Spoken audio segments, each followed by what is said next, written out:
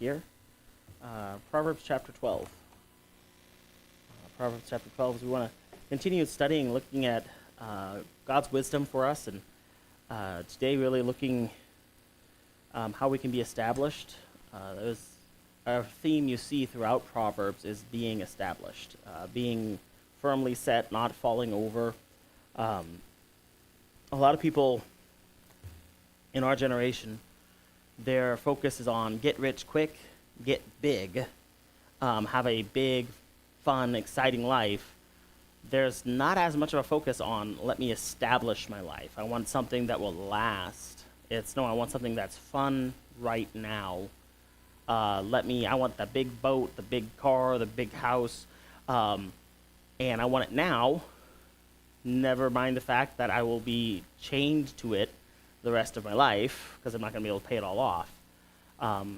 And we need to, if we want wisdom, we need to realize what is it that God puts perspective on, and takes a lot of time giving instruction for wisdom, saying, hey, you need to be established. And I want to look at the first 9 verses here of Proverbs 12. Maybe we'll go further. Maybe you won't get all the way through those. But Proverbs chapter 12 and verses 1 through 9 today. The Bible says, Proverbs 12:1, whoso loveth instruction loveth knowledge, but he that hateth reproof is brutish. A good man obtaineth favor of the Lord, but a man of wicked devices will he condemn. A man shall not be established by wickedness, but the root of the righteous shall not be moved. A virtuous woman is a crown to her husband, but she that maketh ashamed is as rottenness in his bones. The thoughts of the righteous are right, but the counsels of the wicked are deceit. The words of the wicked are to lie in wait for blood, but the mouth of the upright shall deliver them. The wicked are overthrown and are not, but the house of the righteous shall stand. A man shall be commended according to his wisdom, but he that is of a perverse heart shall be despised. He that is despised and hath a servant is better than he that honoreth himself and lacketh bread. We'll stop there for now. Or let's go to we'll stop there for now. Verse 3 here says, a man shall not be established by wickedness, but the root of the righteous shall not be moved. And this again is that picture of being firmly grounded, not tossed to and fro with every wind of doctrine, everything that happens. We live in a society today where people, if anything bad happens, it's the end of the world. They're panicking. Some people say, oh, they've got a lot of drama, but really this is the way they live their life. If this one bad thing happens, I'm doomed. It's all over. Panic, cry to everyone because, I didn't get to go, I didn't get to use that coupon today, or, I didn't find the shampoo I wanted at the store, or, I missed the game on TV. And it's some things that we'd say, in the big scheme of things, was that even really a big deal? Maybe not, but just people who, they live completely unbalanced. They live a shell of a life that's balanced on a knife edge. All it takes is a little breath for the whole thing to collapse. They use the expression, a house of cards. It's something that it looks big, it looks impressive, but it's as unstable as can be. And it's saying here, verse 3, and I'll come back to verse 1 here, but it says, a man shall not be established by wickedness. This being established means you're not blown away by every little thing that comes. And there are people who try to connive or scheme a way into security. Like, if I rob this bank, I will be set financially. I'll have all the money I need. I will go to Peru and build myself a mansion out in the mountains and have slaves working for me in my plantation, and I'll just be this rich cartel lord, whatever. It doesn't work. Wickedness doesn't establish you anywhere. You're running from people who are going to catch you because you robbed the bank, Or you get over there and you're like, okay, now I'm going to hang out with the other criminals. Well, guess what criminals do? They rob each other. And there's cartel wars, and they're killing each other. And there's no security in that. There's no rest. All you're doing is you're putting more weights on either side of this unbalanced life of yours, and you're bringing more winds and more storms to come and knock it down. And wickedness, by time people do things out of wickedness, it's they're trying to achieve something the easy way. The tree of the knowledge of good and evil. Hey, you'll become as gods, knowing good and evil. Could Adam and Eve have learned more things talking to God? Sure. But they wanted to accomplish it this way. You think of the temptations that Satan used against Jesus when he tempted him. In the wilderness, it was, turn these stones into bread. That wasn't something that was inherently sinful at all, but Jesus was putting aside food. He was fasting so that he could have a time, putting aside one thing that your body needs to focus on the relationship with God. That's what fasting is for. And he was doing that, and it's like, look, my relationship with God right now is more important to me than my food. And I'm trying to focus on that right now. But I'll get the food later. God's going to take care of me. The temptation was, get it now. That would have been the wickedness.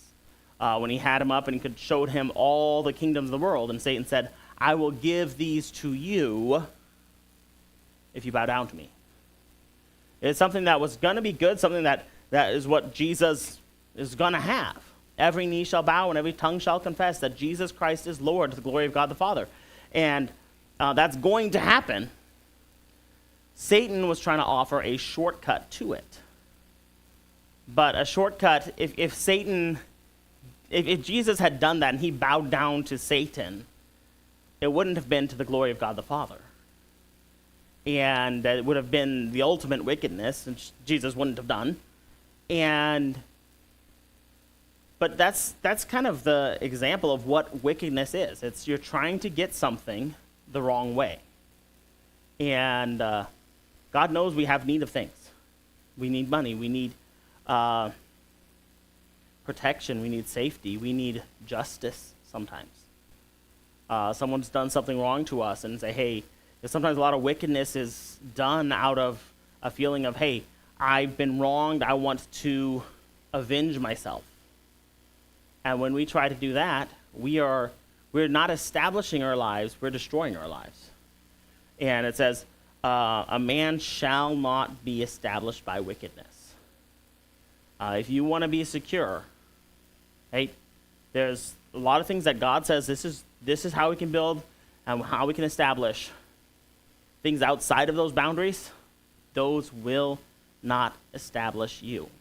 There's a lot of people out there that put up a front that, hey, I'm established, I'm set, I'm good, but they really aren't. And I think of across the border, I don't know if they're still up, but across the border from South Korea into North Korea, you see these big, bright, shining cities over there in North Korea. And but if you were able to actually get there closer, or you looked at it from satellite, you realize those are just big, flat boards cut in the shape of buildings with bright lights behind them. And there's a whole bunch of people living in slavery in grass huts, and that's the population there, starving to death in communist North Korea. Hey, we are doing just great. Communism is working awesome up here. You guys should do it too. Wouldn't that just be wonderful for you if you just joined us? Everything is going just so well, but it was all fake.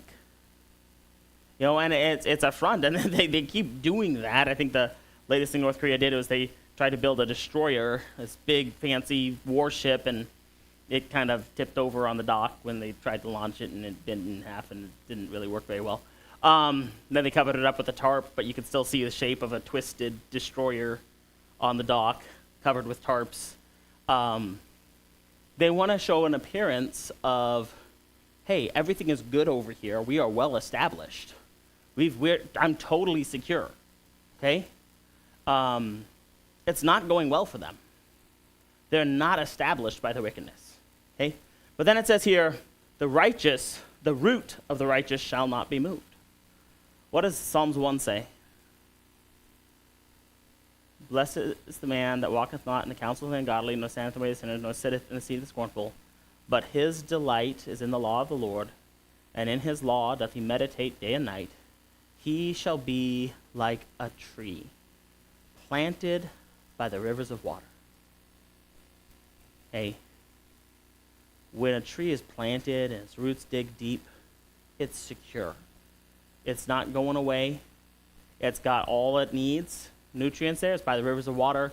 It's going to grow. It's going to be strong. It's going to be established. Okay?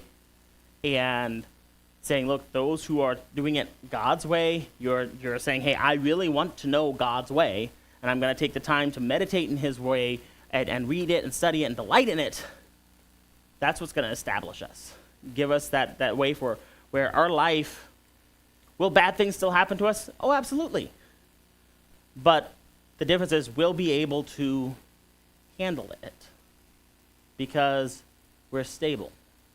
Something pushes us to one side, we'll be able to come back. Our resting position after the stress has blown on us is upright. Versus an unstable position, yeah, it looks upright, but its resting position, as soon as it starts leaning this way, now it's going to lean more this way and more this way and more this way. And it's just unstable, it's going to collapse. Okay? We need to be established.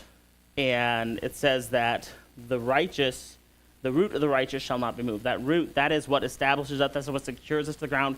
It's not going to get moved. Okay? Righteousness establishes strong roots. And I want us to look at the factors of righteousness and how they establish roots. The first one in verse 1 here is this. A love of knowledge. But to have a love of knowledge, you need humility. So, well, it doesn't say, it says, whoso loveth instruction loveth knowledge, but he that hateth reproof is brutish. It doesn't say humility in there at all. Okay? What is instruction? If you say someone instructs you in something, shows you how to do it, okay?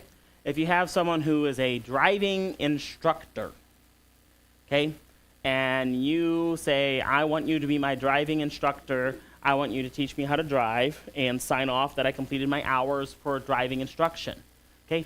What are you implying by saying, will you be my instructor? Teach me. If you said, I already know how to drive. In fact, I'm a better driver than you. But will you sit in the car with me and sign off that you gave me instruction? You're implying humility.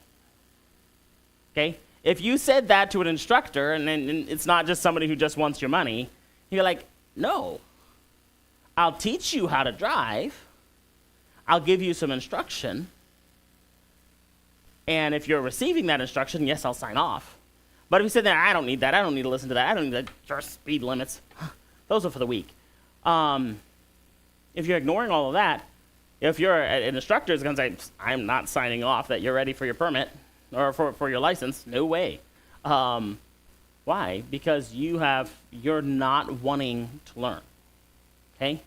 Any kind of instructor, if you're going to put yourself in that position where you say, I want you to instruct me. You have to recognize that at least in that capacity, that person knows more about that than you do. Now, you might be an expert at something else, but you need that person to instruct you in that area, and you need to be humble enough to learn. Okay? Muhammad Ali, the boxer, got onto a plane, and the stewardess was saying, giving the instruction at the beginning of the flight, saying, all right, this is your seatbelt. You have to click it in. Everyone, put your seatbelts on. And they do the cross check where the stewardesses go up and down the aisles, make sure everyone's got their seatbelts on. And stewardess stopped by him and said, sir, you need to put your seatbelt on before we can talk. before we can take off. And here he is, world heavyweight champion. He's like, Superman don't need no seatbelt, was his statement. I don't want to listen to the instruction. I don't want to listen to the reproof. He that hateth reproof is brutish. The stewardess, who like 1/3 this guy's weight, just very simply replied, Superman don't need no airplane. Put your seatbelt on or get off the airplane. If you're a Superman, you could go be Superman without the plane. If you're humble enough to realize you need a plane to fly from here to here, you need to be humble enough to put your seatbelt on. And one of the reasons a lot of people don't get established is because of pride. And we don't want to learn from anyone. Our parents say, hey, don't do this. This would be a horrible idea. Don't get involved with that. It's not going to work. And they're like, well, I think I know enough to not get stuck in the bad parts of this, but I can have some fun with it. And lo and behold, your life is a wreck because you didn't listen. You didn't want to have the reproof, okay? Or you're driving along and you see the flashing lights in your rearview mirror, and the officer's coming up to give you a little bit of reproof, some instruction. Sir, you're going 115 miles an hour through that school zone back there. You need to stop that, okay? Now, are you going to be brutish and say, I hate that reproof? Or are you going to say, you know what? I want knowledge. I want to be established. That means I love the instruction.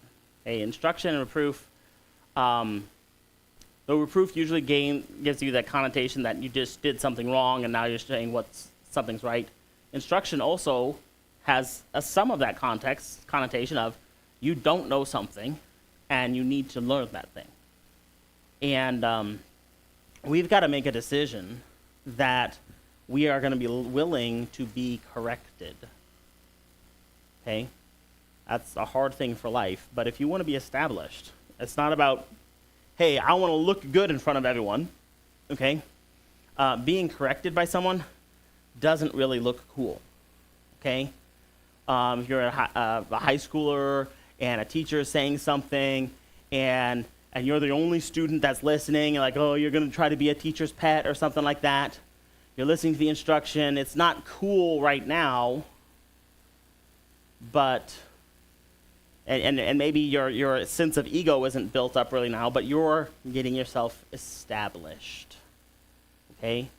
Whereas everyone else might be building this big shells of a life that look really big and impressive. And, wow, that person, they're in high school, they're super popular. Boy, they've got everything going for them. Okay? Well, one of the worst graduation traditions ever is to do a little poll amongst the students of a graduating class saying, who do you think is the most likely to succeed? Okay? Usually, and the statistic bears this out far more often than not, those people that get that, it's almost a curse to them because many of them don't ever accomplish anything that they set out to do. And it's a little quiet person that nobody ever thought would rise to prominence doing anything is the most successful in that field. And they said, well, why? Well, this person was all about winning friends in college, being the big shot on campus. This person was about getting established for after college, after high school, when it really matters. And all the friends like, oh yeah, this guy's the greatest. Okay? When he has developed this great set of skills for on campus, and then he graduates and he's no longer on campus ever again the rest of his life. All of his skills are gone. Now what is he going to do? And it's desiring to have that instruction. It might not look appetizing. It might not look like it's going to build you up right at first. But in the long run, that's what's going to build us up. And he that hateth reproof is brutish. A brute, it's uncultured, uncivilized, just raw force, not directed toward anything. Usually breaks things, okay? Does not really succeed. Now, Sometimes they can have a temporary success. Sometimes the barbarians broke through the Roman legion's lines. A couple of the strongest barbarians would break through the front line of Romans. Well, the Romans were very disciplined. They had the Triarii and the Principines, and then, they had the Hastati, the Principines, and the Triarii. They had multiple lines of soldiers in their legions. Look at my brute strength, I got through the first line. And now the heavy troops, the Romans always had their strongest troops in the reserve. And they won every war they were in with the barbarians because they weren't brutish. They listened to instructions. Their soldiers, their centurions, their generals, they all listened. And because of that, they were victorious over the brutes. Even when they got to Britain and the average Roman was about here and the average Briton was about this tall, okay? And the Britons outnumbered them 10-1. They completely defeated the Britons and conquered Britain because they listened. They would listen to instruction, and they had that discipline. That's what's going to establish us in life. Being brutish does not establish us. So having a love of instruction, and then to be established, and we talked about this some last week, we want to seek the favor of the Lord. It says, a good man obtaineth favor of the Lord, but a man of wicked devices will he condemn. In Psalms it says, except the Lord build a house, they do labor in vain that build it. Who do we want building our house with us? Who do we want as the one backing our lives? Sometimes you go out to the racetrack, you'd see the race cars, and a lot of them have sponsors. They'll have some company that donates some money to help keep the car going, get in the races, and in exchange for that, they stick the sticker for that company on the side of the car. Okay? The bigger races, you see bigger companies up there that are sponsoring these cars. And sometimes those big companies will sponsor the little races too, because they think, hey, maybe this is a really good racer, he'll get up there. When we're building our life, do we want to have that sticker saying, hey, I am endorsed by all the bullies on campus. I am endorsed by the, what's that? Tide Pods. Yes. I am endorsed by, I have 2,000 likes on my post. I have 200,000 likes on my post. I have 2 million likes on my post. And I have 600,000 followers. Isn't that such an endorsement of how secure I am? Yeah, but none of them know your real name. What's that? The 600,000 followers? But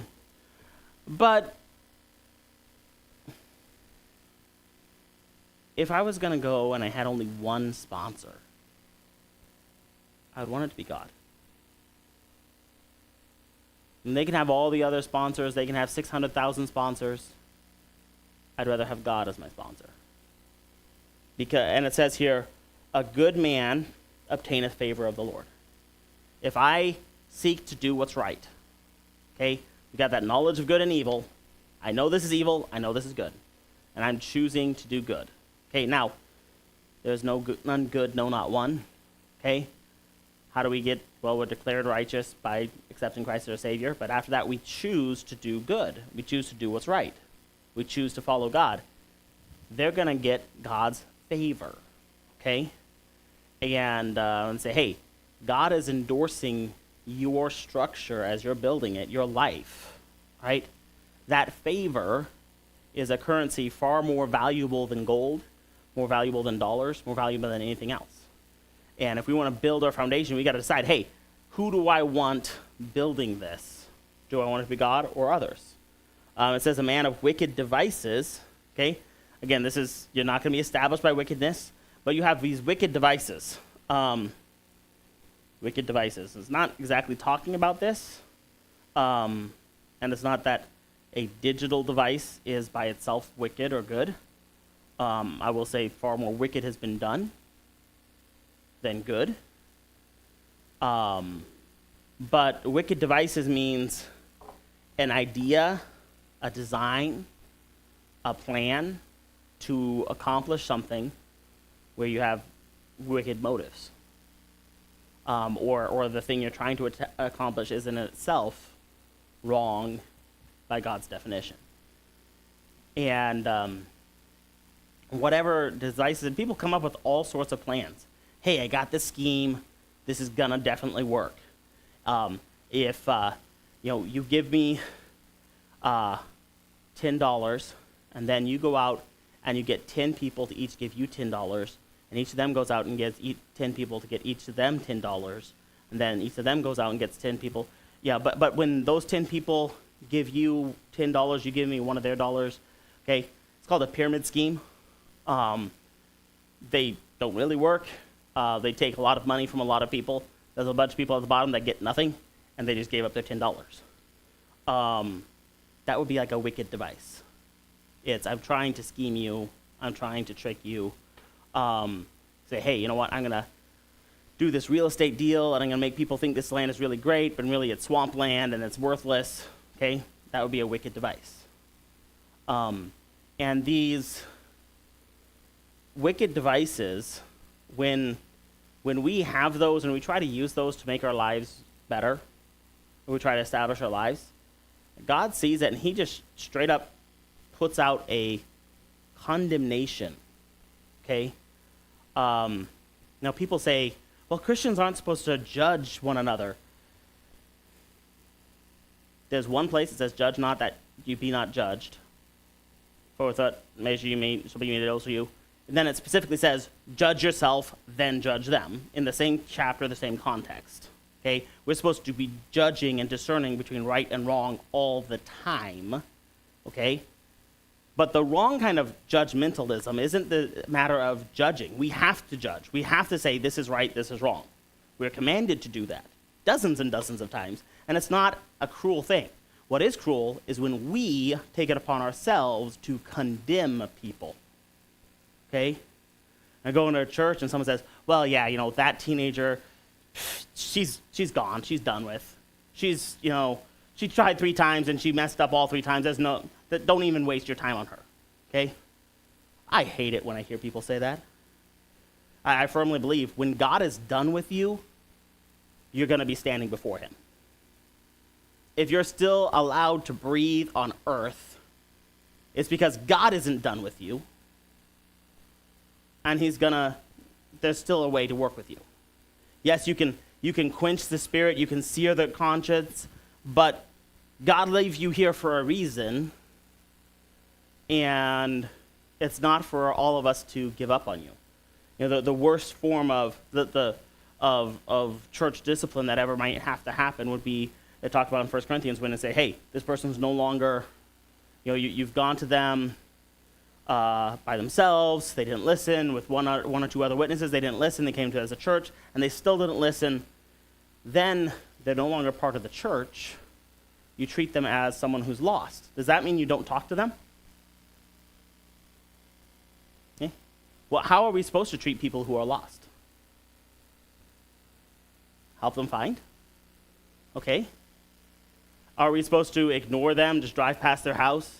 Handing out flyers like, don't knock on that person's door. They used to go to our church, but we kicked them out. Is that the way we're supposed to treat them? No.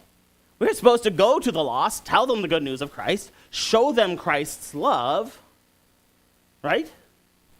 And the whole purpose of every level of church discipline is restoration to God. And so if someone has gone that way, we're supposed to be there to bring them back. We're not there to condemn. Condemning someone is saying, you're done, you're over. You're never allowed back in the church. You're never allowed, your life is over. The judge, a civil governmental judge, the Superior Court here in Monroe County, the Supreme Court of the state, the nation, they can condemn, right? They can pass that judgment saying this person's guilty, sentence is death. That was never given to the church to pass that kind of judgment. Now, there is judgment and discernment that needs to be done in the church, but we're not condemning people, okay? God does that, though. And people who want to use wicked devices, I've got this scheme, this get-rich-quick thing, download this app, and you can make $400 a day gambling, whatever wicked device scheme that you have. God is going to just straight up condemn and say, guess what? Your house is coming tumbling down. You're building your house upon the sand, and the storms are going to come, and the winds are going to blow, and your house is going down. And God puts that. We need to not put that condemnation. Now, we make a judgment saying, hey, that house is falling apart. We can go tell the people, hey, your house is falling apart. Can we help you? But we're not the ones saying, oh, yep, your house is leaning, let me come over and push. Okay, that's not our job. That's not the church's job. Okay, we're not the inquisitioners. That's not, God hasn't given us that job to go and be the executors of condemnation and judgment. Okay?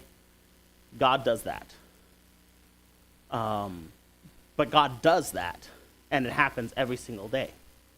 And you see, sometimes people, oh, is that just drama? Your life is, no, their life is really falling apart. And as I saw this police video, this guy got pulled over, and the officer comes up there, and the guy's like, oh no, my life is over, my life is over. And the officer's like, man, take a break. You just have a taillight that's out. Your life's not over. Just, can I see your license and registration? He's like, I don't have a license. Oh, what about the registration? Well, there isn't a registration. Why is that? Well, because it's not my car. Well, what about the license plate? I can run it. Well, no, that the plate doesn't go to this car. It's a stolen car. Why don't you have a license? Well, my license was revoked. Okay. You know what? You were right. Your life is over. It just kind of came to the conclusion that, oh, yep, wait a second. Yeah, your whole house of cards, all of your wicked devices that put together to get yourself in this stolen car with the stolen license plate on the back, doing whatever you were doing, God said, hey, you know what? I'm going to blow out that one little light bulb. Watch as your life now ends. Okay? And you get pulled over and you get busted for all of it. God condemns those wicked devices. And when we're trying to build, it is so tempting when we see others, and that's why the Bible says, be not envious of the wicked doers. Okay? They're building, and their building gets built much faster than ours. Like, how is it that got so tall, so fast, and we're still here digging a hole in the ground? It seems like we're getting lower, and they're 3 stories tall, and we're still at -1 story trying to get this cement poured and all this. Well, very simply, we're building a foundation. They didn't. Okay? I'd rather have a 1-story house on a foundation than a 15-story high-rise that doesn't have a foundation. It may look great, it may look wonderful, but it is not established. And those wicked devices that they use to build it, it's all going to come tumbling down. And God will condemn it. We already talked about verse 3. Verse 4 says this, and 4, 5, and 6, how can we help in establishing? Well, the right relationships. And verse 4 says, a virtuous woman is a crown to her husband, but she that maketh ashamed is as rottenness in his bones. And this verse could apply to women saying, hey, if you're going to get married, you got to be a support to your husband. Don't be that. But it also applies to the men saying, hey, when you're picking a wife, all right, look not after her beauty. You're not trying to see, hey, wow, that she's the prettiest girl, and that makes her the best, and I want, I deserve the best, so I want to marry the prettiest girl. Okay? Look for the virtue. Okay? That's going to be a crown. A crown establishes you. If you have a crown on your head, that means you're the king. Okay? And a virtuous woman will establish you in that position. She that maketh ashamed is as rottenness in the bones. Okay? That's like serious arthritis, osteoporosis. Your bones are falling apart. Okay, does that sound like it being established? No, not really. Now, this can apply directly, obviously, to husband and wife, but this can also apply broadly to every relationship, any friendship. Okay, a virtuous friend is going to strengthen those around him or her. A friend that's going to make you ashamed, the whole guilt by association.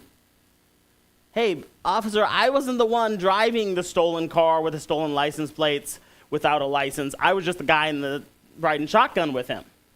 Yeah, well, you're coming in too. Guilt by association. Okay? Who your friends are is going to do a long ways to establishing you or breaking you down.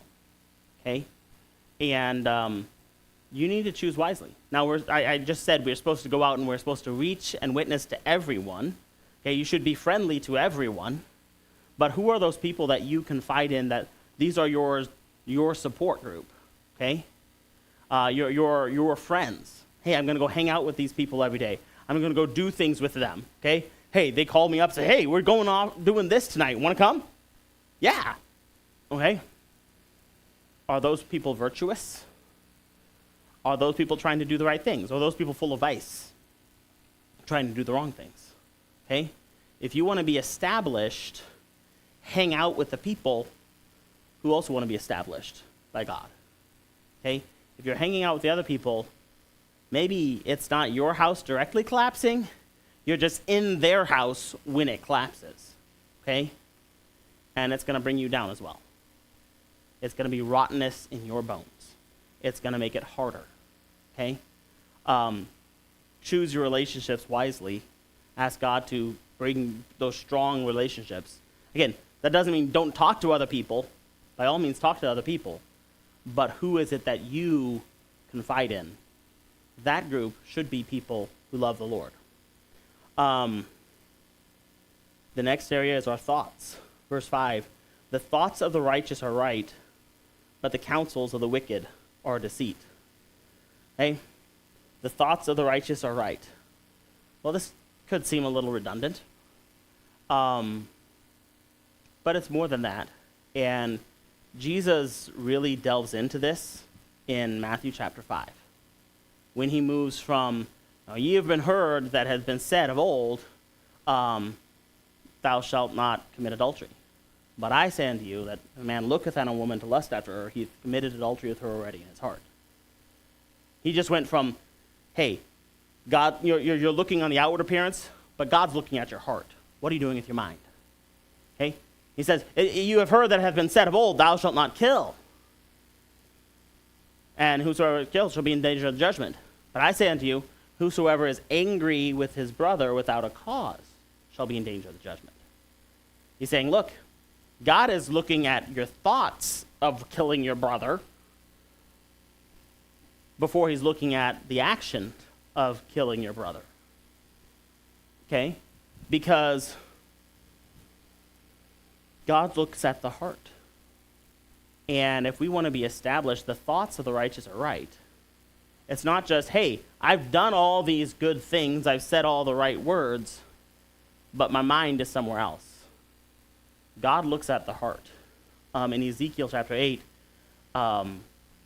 God gives Ezekiel 4 reasons why he's about to break the promise he made to Solomon. He said, look, I'm going to be in this temple. This is going to be where I'm going to establish. You pray this temple. I'm going to keep this temple up here. I'm about to leave this place, and here's why. And he lists 4 reasons. People were in the temple, in the holy place of the temple, with their backs turned to the altar, bowing down and praying to the sun. That's pretty bad. They were in the temple, and they were weeping for Tammuz, which was a religious form of worshiping the goddess of fertility and growth there. And they were doing that in the temple. Rather than worshiping God, they were doing that. And he talks a few other things, but one of the things he says, come with me, and he takes Ezekiel on a vision. He says, he goes to a wall, and there's a hole in the wall, and they go through the wall, and they're inside this, it gives a description of some sort of creepy dungeon. And in that dungeon, there's 40 of the elders of Israel standing there, and they're looking on the wall, and it's portrayed full of creepy things and vile things and wicked things. And he said, this is the chamber of their imagery. This was their imagination, what they were thinking, okay? And he just kind of took Ezekiel and said, hey, let me show you what is in the minds of these priests and the elders of Israel. And though they were performing the office of the priest, everything was right on the outside, on the inside, their heart was full of wickedness. And that's what he was showing them. That's what Jesus said to the Pharisees. You are like a white-walled sepulcher. On the outside, it's beautiful.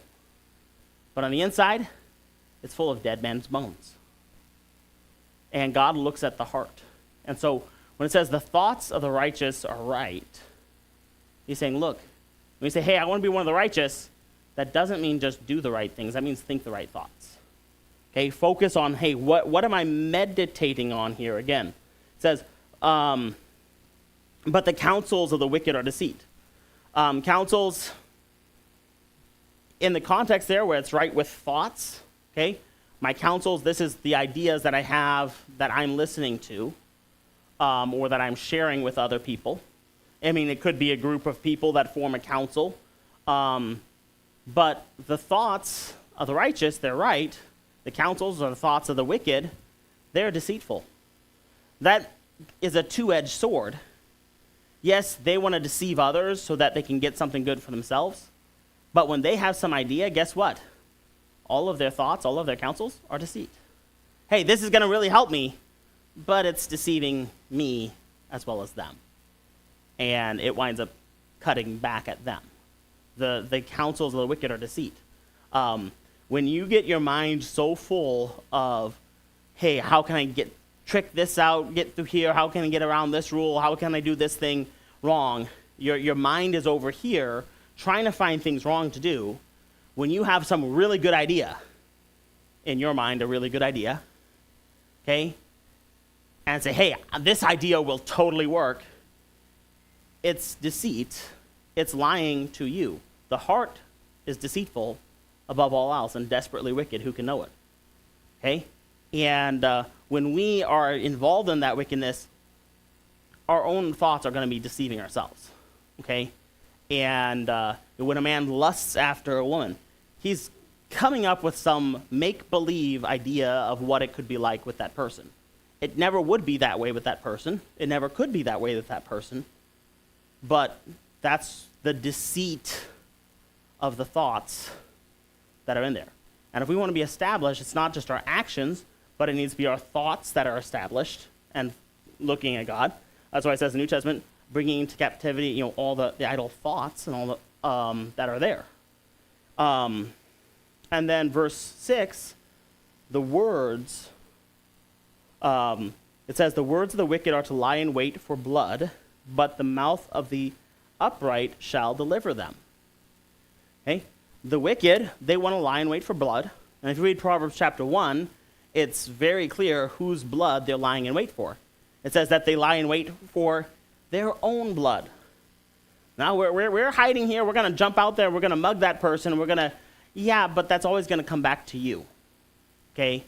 You're going to be the one whose blood is going to be shed. Yes, maybe you shed some other people's blood, but your blood is going to be shed.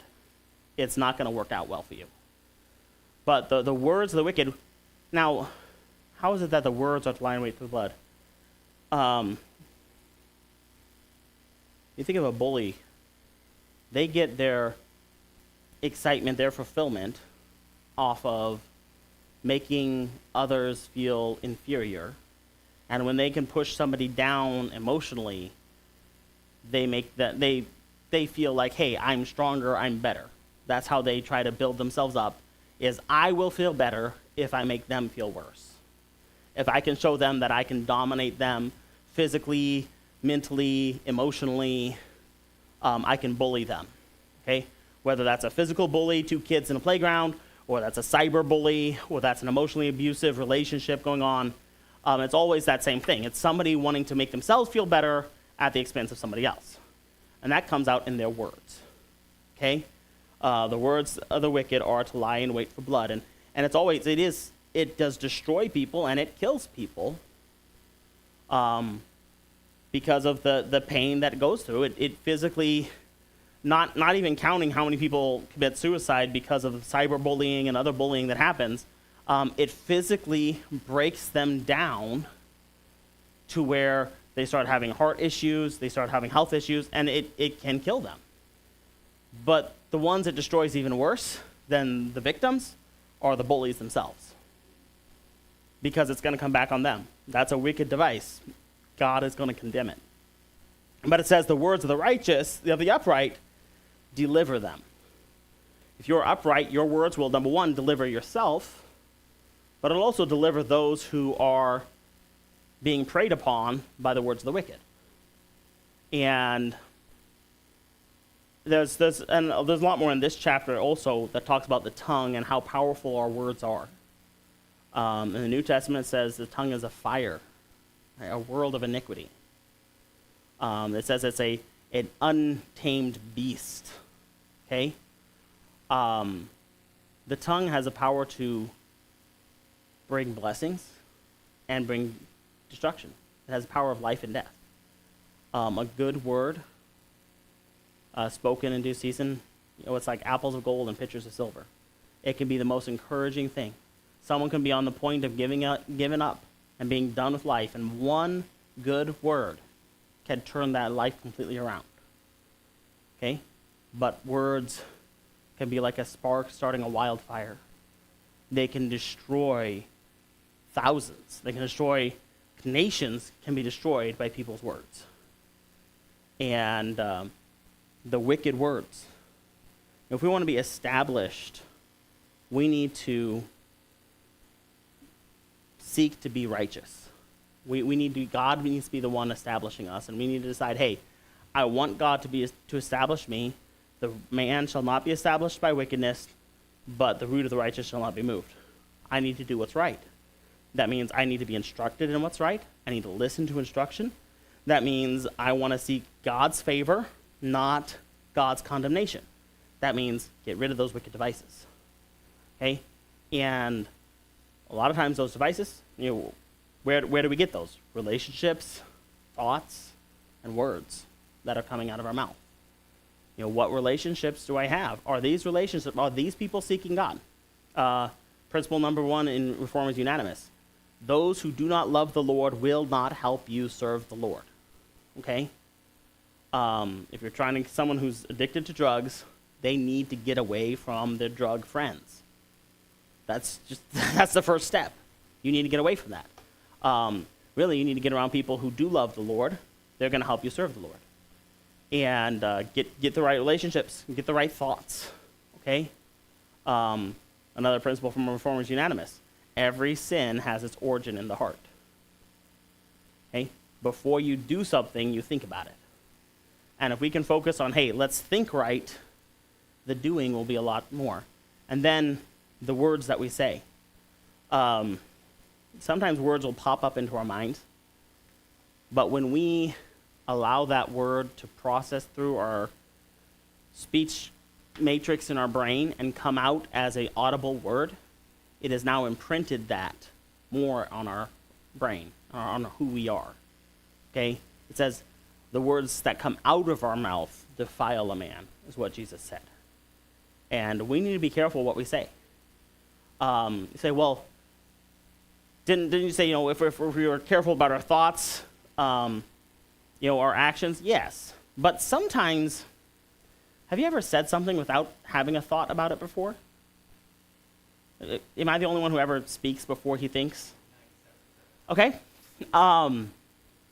So maybe I didn't have a wicked thought. I just skipped the whole thinking phase, and I just let this word come out. Okay? Well, it coming out, just like if I'm saying it to myself in my head, that's meditating on it. If I'm saying it out loud, that's doing the meditating on it. Sometimes, doing just self-Bible study, if you really want to work on study a verse, meditate a verse, go someplace where no one's going to look at you weird for doing it, and read it out loud. It does something to you. Marcus, he's trying to get through his Bible. He got it when he got adopted in, was it November? And he is through the book of Acts. He's almost done. All the Old Testament, the Gospels, the book of Acts, so the longest of the books. He's down on the final stretch finishing up the New Testament. And when we're driving places, he likes reading out loud. And it's like, I don't really want to stop that. Sometimes I want to talk or something, and there's someone reading there, but I know when somebody reads something and you let it come out your voice, it sinks in even more. And say the verses out loud. It will help you, okay? Why is it that we sing hymns? Okay? There's a lot of reasons why singing hymns and doing songs corporately, worshiping God, it does a lot to us, okay? The music itself changes our feelings, our emotions. I was just listening to a book by some psychology professor. Groups of people doing actions in synchronous with other people develops trust amongst those people. Church that sings hymns together, they start to trust each other better. That's just a psychologist noticed that effect. Why armies train their soldiers how to march, even though we haven't marched into battle in a lot of years. Why? Well, when they march in cadence for 1,000 miles, they trust each other more. Okay? Moving in synchronous with someone. We do that as a hymn. But also, when we speak these words out loud. Now, someone can be faking it, I know. Someone can sing a song out and not really mean it. But if you say something long enough, and loud enough, and often enough, people will believe it. Even if you're the one saying it and you didn't believe it to begin with. Okay? It changes you. Okay? Now, hopefully, you have better reasons for wanting to believe it than just the fact that you heard the song 100 times. But it does change us. And we should be aware of that and speak the right words. That's how we're going to get established. And I did not get to verse 8 or 9. Or 7. But we'll get to those later. Let's go ahead and have a word of prayer, and we'll be dismissed tonight. Dear Lord, I thank you for your goodness. I thank you that we can be established in righteousness through you. I pray that you would help us to seek the instruction that you give us. Lord, help us to seek your favor rather than our own plans, our own devices to accomplish things. And I pray that you would bring us the right relationships and help us have the right thoughts and the right words so that our deeds and our actions are good as well. I pray that we would be building a house with a strong foundation on you, rather than just trying to build something that looks impressive to other people. Lord, may we build a life upon you, that one that will be established and will stand. And I pray you get the glory for it all. In Jesus' name we pray. Amen. You may be dismissed.